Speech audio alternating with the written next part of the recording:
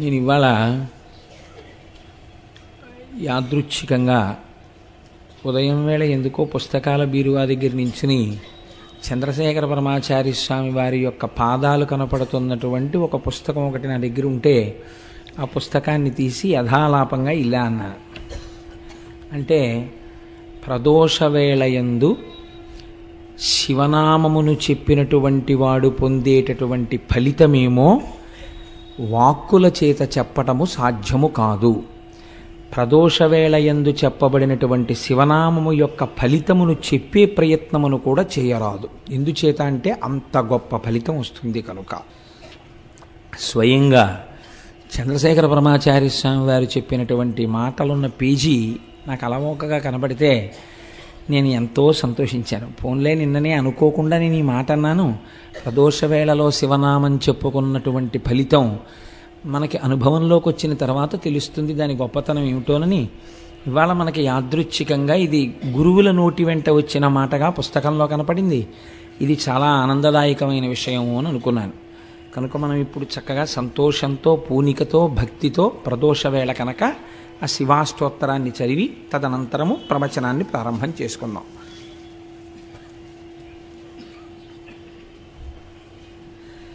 ధవళవపుషమిందోర్మండలే సన్నివిష్టం భుజగవలయహారం భస్మదిగ్ధాంగమీశం మృగయపరశుపాణిం చారుచంద్రార్ధమౌళిం హృదయకమలమధ్యే సంతతం చింతయామి. చారు చంద్రార్ధమౌళిం అంటారు ధ్యానంలో. చంద్రమౌళీశ్వరుడిగా ఆరాధన చేస్తారు. 4 వర్ణముల వారు సమస్త ఫలితములను పొందడానికి చంద్రమౌళీశ్వరారాధన చేయవలెను అని శాస్త్రం విధించింది. కనుక చంద్రమౌళీశ్వరారాధన చెయ్యడం కోసమని బహుశః నా ఊహ సత్యమైతే 1,00,000 ఇళ్లల్లో ఒక్క ఇంట్లోనైనా ఉండడానికి అవకాశం లేనటువంటి ఒక అత్యద్భుతమైనటువంటి పార్వతీ పరమేశ్వరుల యొక్క రూపంతో కూడిన మూర్తిని మహాశివరాత్రి నాడు 5 పైసలు ఖర్చు లేనటువంటి అద్భుతమైన చంద్రమౌళీశ్వరారాధన మనందరం కలిసి చేసుకుందాం. దానికి మనకి అపర భగీరథుడు గోపాలకృష్ణ గారు ఉండనే ఉన్నారు. ఆ కార్యక్రమాన్ని ఆయనకి చెప్పేస్తే ఆయనే తంటాలు పడి అన్నీ ఏర్పాట్లు చేసుకుంటారు.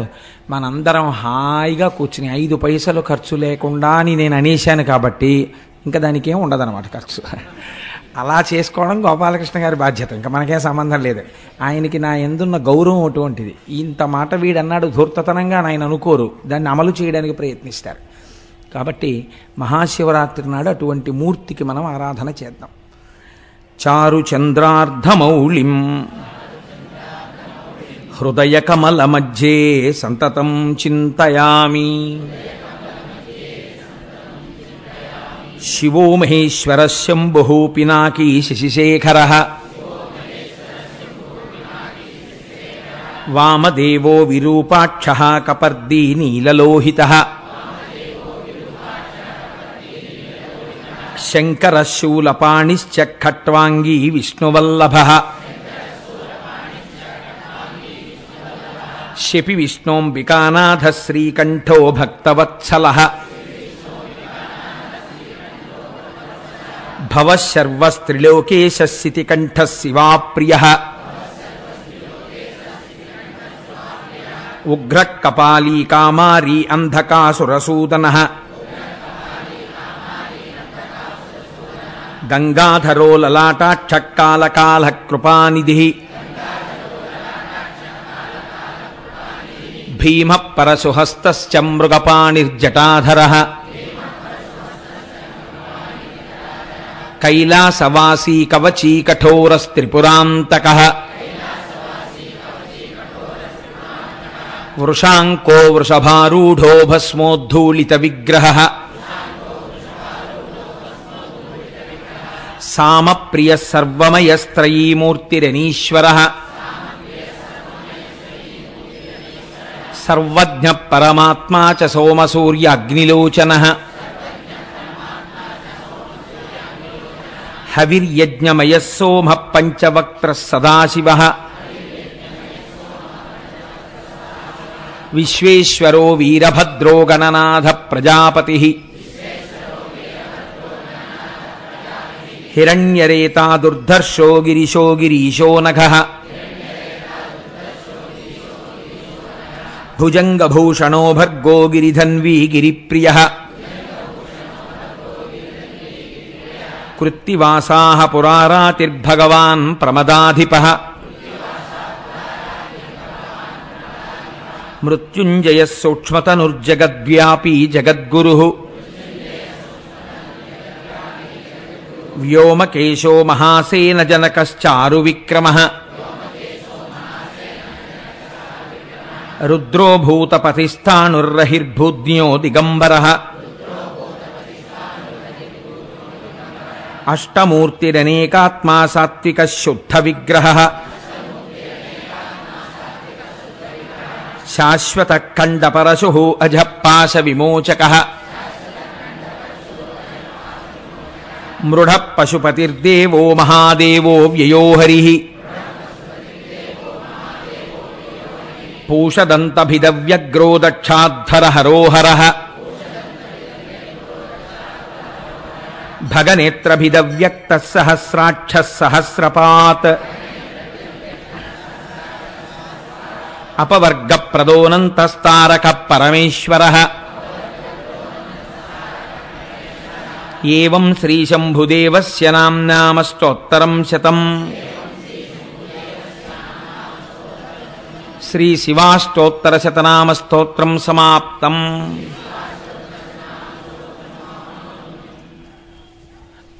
నిన్నటి రోజున భీమః అన్న నామంతో ఆ భీమేశ్వరలింగం ఎలా ఆవిర్భవించింది అన్నదాన్ని మీకు నేను విజ్ఞాపన చేశాను. దాని యందు రెండు ఉంటాయి. ఒకటి, ఆయన అటువంటి గొప్ప శాసనాన్ని చెయ్యగలగడం, అటువంటి ప్రభంజనుడైనటువంటి వాయుదేవుడు మన శరీర కార్యములను నిర్వర్తించుట యందు ఎలా సహాయపడాలని శంకరుడు శాసనం చేస్తే ఔదల దాల్చి నిర్వహిస్తున్నాడో అంత గొప్పగా తన తేజస్సు చేత సమస్తాన్ని బూది చేయగలిగినటువంటి అగ్నిహోత్రుడు ఈశ్వర శాసనాన్ని ఔదల దాల్చి యజ్ఞమునందు హవ్యవాహనుడుగా, పితృకార్యముల యందు పిండమును తీసుకెళ్లేటటువంటి వాడిగా, అలాగే మన ఇంట్లో తెల్లవారి లేస్తే అన్నాన్ని పచనం చేసేవాడిగా, హవ్యం వహతి దేవానాం కవ్యం కవ్యాసినామపి పాకంచ కురుతే వహ్ని శంకరశైవ శాసనాత్ అని లింగపురాణంలోంచి అనుసంధానం చేసుకుంటూ మనం ఆయన ఎలా జగత్తుని శాసించగలిగినటువంటి వాడు అన్నదాని గురించి ఆ భీమేశ్వర నామంతో స్వామి ఆవిర్భవించినటువంటి స్వరూపం గురించి మీకు విజ్ఞాపన చేసి ఉన్నాను. ఇవాల్టి రోజున త్రయంబక క్షేత్రం గురించి, త్రయంబకేశ్వరుడి గురించి మీకు 4 మాటలు చెప్పేటటువంటి ప్రయత్నం చేస్తాను. త్రయంబకం గౌతమీతటే అని మనం అంటాం. అందులో సహ్యాద్రి శీర్షే విమలే వసంతం గోదావరీ తీర పవిత్ర దేశే యద్దర్శనాత్వాతకమిషునాశం ప్రయాతితం త్రయంబకమిషమీడే అని పిలుస్తారు. ఈశ్వర, ఓ త్రయంబకుడా, నిన్ను దర్శనము చేసినటువంటి వారిని రక్షించదవు. నిన్ను స్మరించిన వారిని, నిన్ను నమ్మిన వారిని సర్వకాలములయందు రక్షించేటటువంటి స్వరూపం ఉన్నవాడు. మీరు ఇక్కడ ఒక విషయాన్ని జ్ఞాపకం పెట్టుకోండి. మీరు ఇప్పటి వరకు విన్నటువంటి స్వయంభూలింగముల యొక్క విశేషము ఒకలా ఉంటుంది. త్రయంబకేశ్వరుడి దగ్గరికి వచ్చేటప్పటికీ ఇది ఒక్కటి ఒకలా ఉంటుంది. నా దృష్టిలో అయితే నేను దీన్ని వేరొక రకంగా భావన చేస్తాను. అది మీతో పంచుకునే ప్రయత్నం చేస్తాను. ఈశ్వర సౌలభ్యము ఎంత గొప్పదో ఒక మహాభక్తుడి యొక్క జీవితము కూడా అంతే గొప్పది. అది పవిత్రమైనటువంటి నది వంటిది భక్తుడి యొక్క జీవితం. ఈశ్వర కథ వినడం చేత ఈశ్వరుడు ఎక్కువ ప్రీతి చెందుతాడా?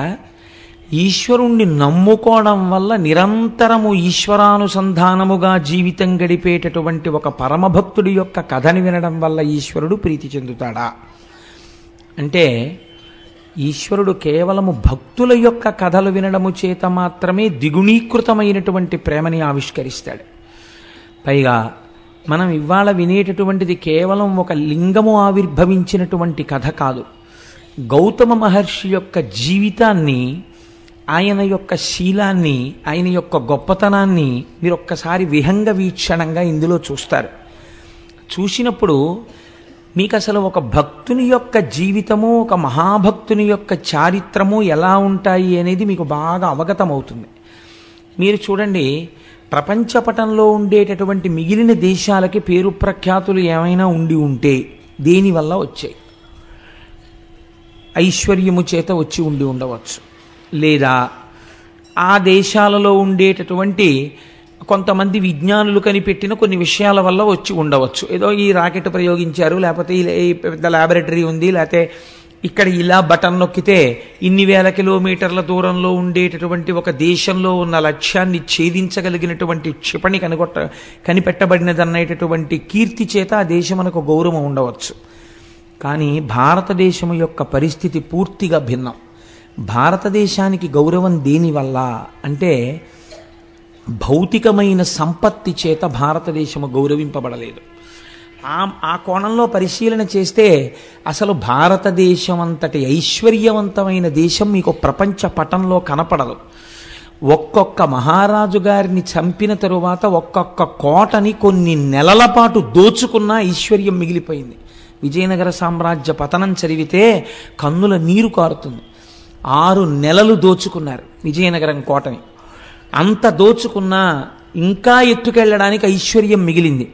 ఇక్కడి నుంచి ఎత్తుకుపోయింది కోహినూరు వజ్రం, ఇక్కడి నుంచి ఎత్తుకుపోయింది నెమలి సింహాసనం, ఇక్కడి నుంచి ఎత్తుకుపోయింది ఆయుర్వేదం, ఇక్కడి నుంచి ఎత్తుకుపోయింది అథర్వణ వేదంలో భాగాలు. అన్ని దేశాలకి ఇంకా పలకాబలపం పట్టుకోవడం రానటువంటి రోజులలో అద్భుతమైనటువంటి చారిత్రక సత్యములను కనిపెట్టినటువంటి దేశం ఈ దేశము. నాకు ఈ విషయం చెప్పినప్పుడు ఒక విషయం స్ఫురణలోకి వస్తోంది. నేను మొన్న అరుణాచలం వెళ్ళినప్పుడు విశాఖపట్నం నుంచి ఒక మెరైన్ ఇంజనీర్ సుబ్బారావు గారిని, వారి భార్య గారు, నాకు పేరు సరిగ్గా జ్ఞాపకం ఉంటే ఆవిడ పేరు భవానీ, ఆవిడ కూడా మాతో పాటుగా వచ్చారు. వచ్చినప్పుడు నేను ఏదో ఒక తపస్సమాధిలో ఉండేటటువంటి వ్యక్తి సమాధిగతుడైపోయిన, ఆయన శరీరాన్ని సమాధి చేసిన అందులోంచి కొన్ని తరంగములు వస్తాయి అని పుస్తకాలలో ప్రతిపాదన చేశారు అన్నదానికి ఆవిడ సైన్స్ లెక్చరర్ అనుకుంటాను.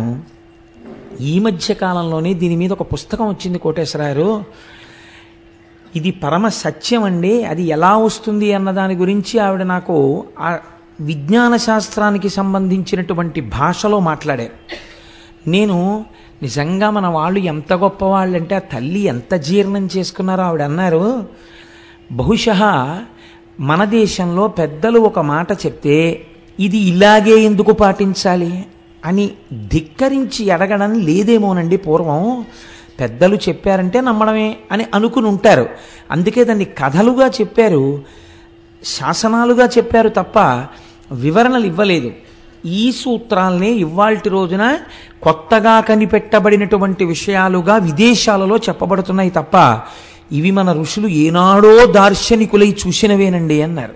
నేను ఆ తల్లి యొక్క ఆ దర్శనానికి చాలా సంతోషించాను. మీరు చూడండి, మన దేశంలో కీర్తి దేని వలన వచ్చింది అంటే ఒక్క సత్యాన్ని పట్టుకొని అబద్ధం ఆడకుండా ఆడిన మాటకి నిలబడిపోయి జీవితంలో ఏవైనా పక్కన పెట్టి సత్యానికి కట్టుబడినటువంటి వాడు త్రిమూర్తులను కిందకి ఎలా దింపగలడో చూపించిన వాడు హరిశ్చంద్రుడు. భూతదయతో శిబిచక్రవర్తి దానం చేసి ఎనలేని కీర్తి ప్రతిష్టలను తీసుకొచ్చిన వాడు శిబిచక్రవర్తి. తనని తీసుకెళ్లి రాజు బంధించి కొరడాలతో కొడుతుంటే ప్రతిఘటించకుండా పరమేశ్వరుణ్ణి స్తోత్రం చేస్తే ఈశ్వరుడే వచ్చి విడిపించేటట్టుగా చేయగలిగిన ప్రజ్ఞ చూపించిన వాడు అన్నమాచార్యుల వారు.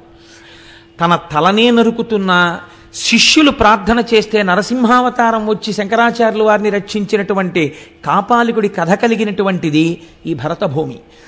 మీరు ఎన్ని రకాలుగా చూడండి, భగవంతుడి యొక్క ఉపాసనని, భగవంతుడి యొక్క శక్తిని 1కి 10 మార్లు నమ్మి ఆవిర్భవింపచేసి ఆవిష్కరింపచేసినటువంటి పుణ్యపురుషుల వల్ల ఈ దేశానికి ఇంత పేరు వచ్చింది తప్ప భౌతికమైనటువంటి సంపత్తి వల్ల పేరు రాలేదు. మనం ఎప్పుడూ ఇన్ని ఖనిజాలున్నా, ఇన్ని గనులున్నా, ఇంత తీర ప్రాంతం ఉన్నా, ఇన్ని సముద్రాలున్నా, ఇన్ని నదులున్నా పట్టించుకోకుండా నిరాడంబరంగా జీవితాన్ని గడపడానికి ఇష్టపడి భగవంతుణ్ణి చేరుకోవడం మనుష్య జన్మకి ప్రయోజనం తప్ప ఈ వనరులతో ఎంత భోగం అనుభవించవచ్చనేటటువంటి దృష్టికోణమే లేని దేశం బహుశः ప్రపంచ పటంలో ఉంటే ఒక్క భారతదేశమే. అంత గొప్ప దేశం ఈ దేశం. అందుకే ఇక్కడ భగవద్గీత పుట్టింది. ఇది కర్మభూమి. ఇక్కడ ఉపనిషత్తులు పుట్టాయి, ఇక్కడ వేదాలు పుట్టాయి.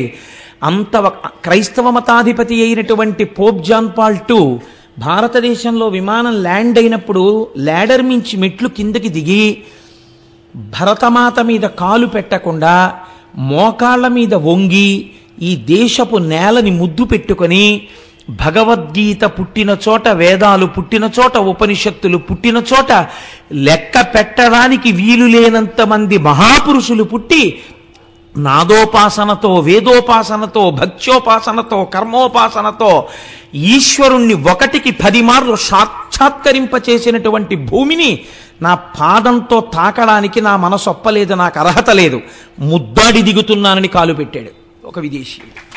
ఈ జాతి ప్రతిష్ట ఎంత గొప్పదో దాన్ని మీరు ఆలోచించండి. అటువంటి జాతికి మనం వారసులం. అటువంటి పుణ్యభూమి మీద కాలు పెట్టి తిరుగాడుతున్నటువంటి అదృష్టవంతులం. విశేషించి ఆంధ్రదేశంలో ఉన్నవాడు ఒక్క రాత్రి నిద్రపోతే శ్రీశైలం వెళ్ళిపోతాడు. ఒక్క రాత్రి రైల్లో పడుకుంటే తెల్లవారేటప్పటికి వెంకటాచలం వెళ్ళిపోతాడు. ఎటైనా వెళ్ళగలడు. అనేకమైనటువంటి పుణ్యనదులతో త్రిలింగ దేశంలో మనం ఉంటున్నాం. మనంతటి భాగ్యవంతులు వేరొకరు ఉండరు. ఎన్ని జన్మల పుణ్యమో భౌతిక సంపత్తితో, అర్థం పర్థం లేని సుఖభావనతో ఎప్పుడూ అనేక రకాలైనటువంటి కామ సంబంధమైనటువంటి విషయాలతో కొట్టుకుపోయేటటువంటి సంస్కృతి యందు పుట్టకుండా ప్రపంచపటంలో తెల్లవారి లేస్తే భగవన్మయంగా జీవితం గడిపేటటువంటి జీవగడ్డ యందు మనం పుట్టేటట్టుగా అనుగ్రహించినటువంటి ఈశ్వరుడికి మనం ఎన్ని ప్రణతులిడాలి. నేను ఇవాళ ఎందుకు ఈ ఉపోద్ఘాతం మీతో విజ్ఞాపన చేయవలసి వచ్చిందంటే, మీరిప్పుడు వినబోయేటటువంటి త్రయంబకేశ్వర లింగం అటువంటిది. మీరు ఆ శివలింగము గొప్పదా, గౌతముడు గొప్పవాడా అని మీరు విచారణ చేస్తే, ఒకలా ఆలోచించి చూస్తే ఇక్కడ మాత్రం గౌతముడే గొప్పవాడు. ఇది అందుకే మిగిలినటువంటి లింగముల దగ్గర ఒక్క లింగం ఆవిర్భవించింది, 2 లింగములు ఆవిర్భవించాయి. త్రయంబకం విషయంలో అలా కాదు. ఒక నది ఆవిర్భవించింది, ఒక శివలింగం ఆవిర్భవించింది. మనం తెల్లవారి లేస్తే ఏ నదీ జలాలు తాగి బతుకుతున్నామో ఆ నదిని తీసుకొచ్చిన మహాపురుషుడి చరిత్ర ఇవాళ రాబోతోంది. మనం భవతి అంటారు సంస్కృతంలో. భవతి అంటే ఉన్నాను. ఇవాళ మనందరం భవతి ఉన్నాము అంటే దానికి కారణం ఎవరో తెలుసా అండి? గౌతమ మహర్షి. ఆయన తెచ్చిన గోదావరి నీళ్ళే కదండి మనం తాగుతున్నాం. అటువంటి మహాపురుషుడి యొక్క చరిత్ర ఇవాళ మనం వినబోతున్నాం. దీనికి ఈశ్వరుడు నిజంగా ఎంత సంతోషాన్ని పొందుతాడో చూడండి. వీళ్ళు కృతజ్ఞతాభావంతో వింటున్నారని ఆనందిస్తాడు. ఇప్పుడు మీరు ఆ కోణంలో నేను ఎందుకు ఈ విషయాన్ని మీకు విజ్ఞాపన చేశానంటే, ఇప్పుడు నేను చెప్పబోయేటటువంటి విశేషాన్ని మీరు ఆ కోణంలో పరిశీలన చేస్తే, ఎందుకు ఈ మాట అన్నారు? లింగ ఆవిర్భావము కన్నా మహాత్ముని యొక్క జీవితమే గొప్పది ఒకలా చూస్తే అని అన్నారే, అలా ఎక్కడుంది ఇందులో అన్న విచారణ చేస్తూ మీరు వినే ప్రయత్నం చెయ్యండి. అది మీ జీవితానికి కూడా ఎంత గొప్ప కొత్త కోణాన్ని తొడుగుతుందో ఆలోచించండి. దీన్ని ప్రారంభం చేస్తూ ఆ శివమహాపురాణంలో ఒక మాట చెప్తారు.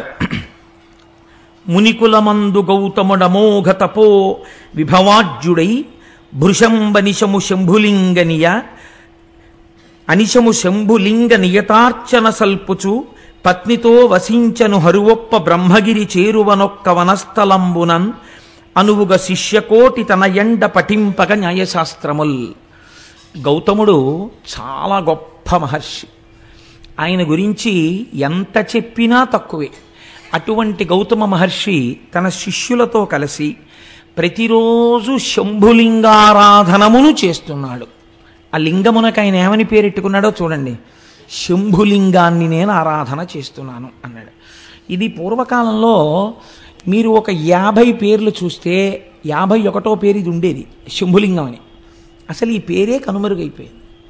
వెర్రి వెర్రి పేర్లు, విచిత్రమైన పేర్లు. కలియుగం కదండి, నామస్మరణ జరగడానికి కూడా అవకాశం లేని రీతిలో కట్టడి చేస్తున్నాడు కలిపురుషుడు.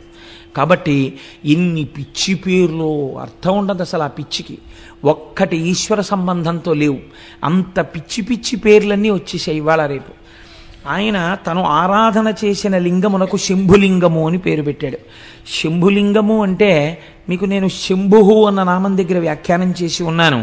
శంభావయతీతి శంభుహు, మంచి భావములను కల్పించగలిగినటువంటి లింగమును ఆరాధన చేశాడు. కాబట్టి ఇప్పుడు ఆయన ఏం కోరుకుని ఉండాలి? మంచి భావనలను కోరుకుని ఉండాలి. ఏమిటా మంచి భావన? అటువంటి మహర్షి కోరుకునేది ఒక్కటే భావన, లోకమంతటినీ లోకేశ్వరుడిగా చూడడం, విశ్వాన్ని విశ్వేశ్వరుడిగా చూడడం. ఇదే ఆయన కోరుకున్నది కదండి. కాబట్టి ఇప్పుడు అలా శంభులింగాన్ని ఆరాధన చేస్తూ దానితో పాటు ఏం చేశాడు? చాలామంది శిష్యులు ఆయనని అనుగమించి ఉండేవారు. వాళ్ళందరికీ అనేకమైనటువంటి శాస్త్రములను బోధ చేస్తూ బ్రహ్మగిరి అనబడేటటువంటి ఒక పర్వత శిఖరము యొక్క పాదమూలమునందు ఆశ్రమమును నిర్మాణము చేసుకుని ఆ శంభులింగారాధన చేస్తూ పరమ పవిత్రమై, యజ్ఞవేది ఎందున్నటువంటి అగ్నిహోత్రం ఎంత పవిత్రమో అంత పవిత్రమైనటువంటి జీవితాన్ని ఆయన గడుపుతున్నాడు. ఇలా గడుపుతుండగా అంతకొండొక కాలంబునందు పొడమికడు అనావృష్టి పొదలని, ఎక్కడలగాని త్రావ నీళ్లులు కరువయ్యే గ్రాసమసలే శూన్యమయ్యను దశలనే చోటనేని. ఇలా నడుస్తుండగా కొంతకాలానికి భయంకరమైనటువంటి క్షామం వచ్చింది. ఆ క్షామమునకు కారణం ఏమిటి? అనావృష్టి. వర్షాలు పడలేదు. వర్షాలు పడకపోతే ఎక్కడా నీరు లేదు. నీరు చాలా గొప్పదండి శాస్త్రంలో. ఎందుచేతనో తెలుసా అండి? మీకు నీరు లేకపోతే మొట్టమొదట పాడైపోయేది ఇది అంటే ధర్మము లోపించిపోతుంది. నీటికి ఒక రకమైనటువంటి ప్రయారిటీ ఉంటుంది. మీరు చూడండి, నేను హైదరాబాద్లో ఒక 7-8 సంవత్సరాల క్రితం మా తమ్ముడింటికి వెళ్ళాను. వాడప్పుడు ఆ విద్యానగర్ ఏరియాలో ఎక్కడో నల్లకుంట ఏరియాలో ఉండేవాడు. సాయంకాలం స్నానం చేసి నేనేదో సంధ్యావందనం చేసుకుందామని స్నానం చేయబోతుంటే వాడు అన్నాడు, అన్నయ్య నువ్వేమనుకోకు, ఇక్కడ 2 పూట్ల స్నానం చేయడం కుదరదన్నయ్య, అతి కష్టం మీద నీళ్లు తెచ్చుకుంటాం. ఇక్కడ నువ్వేదో పవిత్రోవా సర్వావస్థాంగతోపివా యస్మరేత్ పుండరీకాక్షం స్వాహ్యాభ్యంతర శుచి పుండరీకాక్ష పుండరీకాక్ష పుండరీకాక్ష అనుకుని సంధ్యావందనం చేసుకోన్నాడు. ఇప్పుడు ఏమైంది? స్నానము లోపించింది. ఇంకా నీరుకు కొదవచ్చింది అనుకోండి, అర్ఘ్యం ఇవ్వడానికి కూడా మనం ఇబ్బంది పడిపోతాం. కొన్ని నీళ్లు అర్ఘ్యం ఇచ్చేస్తే గుక్కెడి నీళ్లు తాగడానికి తగ్గిపోతాయని సంధ్యావందనాలు కూడా పోతాయి. ధర్మలోపము దేని వలన ప్రారంభమవుతుంది అంటే నీరు తక్కువైపోవడం వల్ల ధర్మలోపం ప్రారంభమైపోతుంది. కాబట్టి నీరు ఈ లోకాన్ని నిలబెట్టడం, మనిషిని నిలబెట్టడం రెండింటినీ నీరు చేస్తుంది. కాబట్టి నీరు చాలా గొప్పది. అటువంటి నీరు ఎందుకు ఉండదు? ఒక్కటే కారణం, నీరు ఎందుకు భూమి మీద తగినంత దొరకని రోజులు వస్తాయి అని అడిగితే దీనికి లింగ పురాణం సమాధానం చెప్పింది. సంజీవనము సమస్తస్య జగత సలిలాత్మిక భవయిత్యుచ్యతే మూర్తిర్భవస్య పరమాత్మనః అని. భవ అంటే బతికించువాడు, ఏ రూపంలో బతికిస్తాడు? సంజీవనం సమస్తస్య, అన్నిటినీ బతికిస్తాడు. ఎలా? చెట్లు, చామలు, పురుగులు, పుట్ర, మనుషులు అందరూ బతుకుతారు. దేనివల్ల? జగత సలిలాత్మిక, నీటి రూపంలో ఉండి ఆయన బతికిస్తాడు. ఆయనకి ఆగ్రహం కలిగిందనుకోండి, వర్షపు చుక్క పడదు. నాకు తెలిసి నేను ఉద్యోగంలో చేరినటువంటి ఒక 5-6 సంవత్సరాల వరకు కూడా మినరల్ వాటర్ బాటిల్ కొనుక్కోవడం అనేటటువంటిది తెలియదు అసలు. మినరల్ వాటర్ బాటిల్ కొనుక్కోవడం అనేటటువంటి సంప్రదాయం బహుశా నాకు తెలిసి ఒక 5-6 ఏళ్ల నుంచే బాగా వృద్ధిలోకి వచ్చిందేమో అనుకుంటున్నాను. నీళ్లు పడకపోవడం, అతిసారం రావడం, ఎక్కడ పడితే అక్కడ నీళ్లు తాక్కండి అనడం, ఆ లోపల ఎటువంటి నీళ్లు పోసినా ఏదో నమ్మేసో సీసా కొనుక్కోవడం, 15 రూపాయలు ఇచ్చి సీసాలు నీళ్లు 15 రూపాయలు అండి. ఎప్పుడైనా మన వెనకతరం వాళ్ళని అడగండి, ఈ సీసా నీళ్లు 15 రూపాయలు పెట్టి కొన్నామని వాళ్ళు తెల్లబోతారు. అసలు చలివేంద్రాలు పెట్టి ఎవరైనా ఇంటికి రాగానే ఏమంటే కొంచెం దాహం పుచ్చుకుంటారని మజ్జిగిచ్చినటువంటి గడ్డ మీద తాగడానికి నీళ్లు లేవు. నీళ్లు కొనుక్కుని తాగవలసినటువంటి రోజులు వచ్చాయంటే మనం ఎంతగా శివానుగ్రహానికి దూరం అయిపోతున్నామో ఆలోచించండి. ఒకనాడు కూడా ఇలాగే శివానుగ్రహానికి దూరమైంది లోకం. అదే క్షామము అని పిలిచారు. దీన్ని మీరు త్రయంబకేశ్వర చరిత్ర యందు గట్టిగా పట్టుకోవాలి. అందుకే ఇప్పటికీ లోకమునందు నీరు లేకపోతే సహస్రఘటాభిషేకం అని పరమేశ్వరుడికి చేస్తారు. శివలింగానికి సహస్రఘటాభిషేకం చేస్తే మళ్ళీ వర్షాలు పడతాయని. కాబట్టి చూడండి, లోకంలో నీరు లేదు, క్షామం వచ్చేసింది, ఎక్కడ చూసినా అనావృష్టి. ఇటువంటి పరిస్థితులలో ఒక్కొక్కడు ఎక్కడ నీరు దొరుకుతుందో అక్కడికి వెళ్ళిపోతున్నాడు. వెళ్ళిపోయేటప్పుడు వేటిని వదిలేస్తున్నాడు? వజ్రాలు వదిలేస్తున్నాడు, బంగారం వదిలేస్తున్నాడు, పశువులు వదిలేస్తున్నాడు, గాజులు వదిలేస్తున్నాడు, ఇళ్ళు వదిలేస్తున్నాడు, అన్నీ వదిలేస్తున్నాడు. గుక్కెడు నీళ్లు దొరికే చోటుకి వెళ్ళిపోతున్నాడు. నీరంటే అంత తేలిక కాదండి. నేను నిడదవోలు షటిల్ చేసేవాడిని. నేను నిడదవోలు షటిల్ చేసే రోజుల్లో గోదావరి పుష్కరాలు వచ్చాయి. పుష్కరాలు వస్తే చాలామంది ఆ పైనుంచి పుష్కరాలకి ఇక్కడ బంధువులు ఇళ్ళకి వచ్చి స్నానం చేసి వెళ్తుండేవారు. నేను ఒక రోజున ట్రైన్లో వెళ్ళిపోతుంటే నిడదవోలు ప్యాసింజర్లో నేను కూర్చున్న కంపార్ట్మెంట్లో చాలామంది లేచి కిటికీల దగ్గరికి, డోర్ దగ్గరికి వెళ్ళి అబ్బా ఎన్ని నీళ్ళో అని పొంగిపోతున్నారు. బ్రిడ్జ్ మించి ట్రైన్ వెళ్ళిపోతుంటే నాకు చాలా ఆశ్చర్యం అనిపించింది. అది ఎన్ని నీళ్ళో ఏంటి, మనం గోదావరి వచ్చిందంటాం అంతే చాలా క్యాజువల్గా. వీళ్ళు ఎన్ని నీళ్ళో అంటున్నారు ఏంటని, ఎన్ని నీళ్ళో అంటున్నారు ఏంటమ్మా అని అడిగాను. అడిగితే ఇన్ని నీళ్లు మేము చూసి కొన్ని ఏళ్ళు అయిపోయిందండి, ఓ 20 ఏళ్ల క్రితం చూసాం, మేము ఎక్కడో రాయలసీమ నుంచి వచ్చాం గోదావరి పుష్కరాలకి, ఇంత నీటి ప్రవాహం చూసి మేము ఎన్నేళ్ళు అయిందో అన్నారు. వాళ్ళకి తెలుస్తుంది దాని అందం ఏమిటో, వాళ్ళకి తెలుస్తుంది అందులో తృప్తి ఏమిటో. మనం గౌతమ మహర్షి అనుగ్రహంతో కావలసినన్ని నీళ్లు పొందుతున్నాం కాబట్టి ఆ మహర్షిని కూడా తలుచుకోవడం మానేశాం. అక్కర్లేని విగ్రహాలు త్రిలింగ దేశంలో ఎన్నున్నాయో. ఇంతగా మనకి గౌతమీ నదిని తీసుకొచ్చి దాహార్తిని తీరుస్తున్నటువంటి గౌతమ మహర్షి యొక్క విగ్రహ ప్రతిష్ఠ జరిగినటువంటి ఆలయాలు ఈ ప్రాంతాల్లో ఎన్నున్నాయి నాకు చూపించండి. ఇది మన కృతజ్ఞత. ఎందుకు శివుడు అనుగ్రహించాలి మనని? కాబట్టి వాటర్ బాటిల్స్ కొనుక్కోవలసి వచ్చిందంటే కొనుక్కోవలసి వస్తుంది కదండి. కాబట్టి ఇప్పుడు ఏమైంది, కొంతకాలానికి భయంకరమైనటువంటి అనావృష్టి చేత లోకం బాధపడుతోంది. ఇటువంటి అపారమైనటువంటి బాధ చేత లోకంలో ఉన్న వాళ్ళందరూ వెళ్ళిపోతున్నారు. వెళ్ళిపోతుంటే ఆయన చూశాడు. చూసి అయ్యయ్యో ఇలా అయిందేమిటి, నేను ఎలా అయినా ఈ లోకము యొక్క బాధని తీర్చే ప్రయత్నం చేస్తాను అన్నాడు. ఇది ఎందుకండి గౌతముడికి? మీరు కొంచెం జాగ్రత్తగా ఆలోచించండి. తోచనమ్మ తోడికోడలు పుట్టింటికి వెళ్ళిందని, అనావృష్టి వచ్చి వర్షాలు లేక లోకంలో అందరూ బాధపడి చచ్చిపోతుంటే వెళ్ళిపోతుంటే, ఈ నీరు లేకుండా జీవులు పడుతున్న బాధ నేను తీర్చే ప్రయత్నం చేస్తానని గౌతముడు ఎందుకు అనాలి? ఇదే ఆయన చేసినటువంటి శంభులింగారాధనము. నాకు తపశ్శక్తి ఉంది కాబట్టి నేను ఇలా అంటే అందులోకి నీళ్ళు వచ్చేస్తే గొప్ప కాదు. రమణ మహర్షి తిరువణ్ణామల ఎంత ఎండిపోయింది ఒకప్పుడు. రమణాశ్రమంలో ఉన్నవాళ్ళు కూడా వెళ్ళిపోతున్నారు. వెళ్ళిపోతుంటే రమణుల దగ్గరికి వచ్చి చెప్పారు, అందరూ వెళ్ళిపోతున్నారండి, నీళ్లు లేవన్నారు. అంటే రమణులు అన్నారు, వెళ్ళిపోవడం ఎందుకు, నీళ్లు లేకపోతే వెళ్ళిపోతారా, ఈశ్వర కృప ఉంటే నీళ్ళు ఎందుకు రావు అని అక్కడ గొంతు కూర్చుని 4 చారలు మట్టి తీశారు. ఇలాగా అంతే జల పుట్టింది. అదే రమణబావి అని పిలుస్తారు. తిరువణ్ణామల ఎంత ఎండిపోతుంది, రమణాశ్రమంలో ఉన్న రమణబావి ఎండదు. దానికి కావ్యకంఠ గణపతి ముని పేరు పెట్టారు, రమణతీర్థము అని పేరెట్టారు దానికి.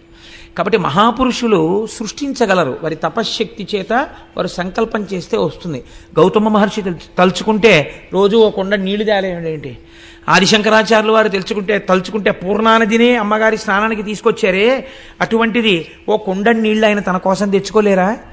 ఆయన బాధ అది కాదు, ఆయన బాధ లోకం కోసం. ఇది విశ్వమునందు విశ్వేశ్వరుని చూచుట, లోకమునందు లోకేశ్వరుని చూచుట.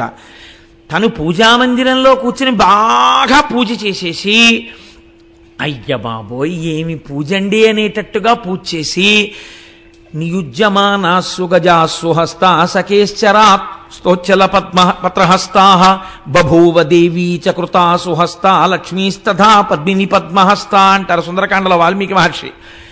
పూజామందిరంలోనేమో లక్ష్మీదేవికి పూజ, బయటికి వచ్చేమో సీతమ్మ తల్లిని బాధ పెడుతూ ఉండడం. ఎందుకు వచ్చిన దిక్కుమాలిన పూజ? అది కాదు పూజ అంటే.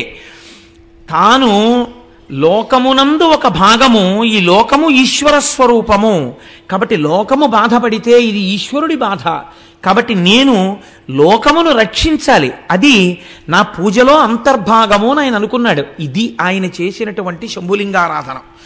కాబట్టి ఇప్పుడు ఆయన జలముల యొక్క అధిదేవతను గురించి తపస్సు చేశాడు.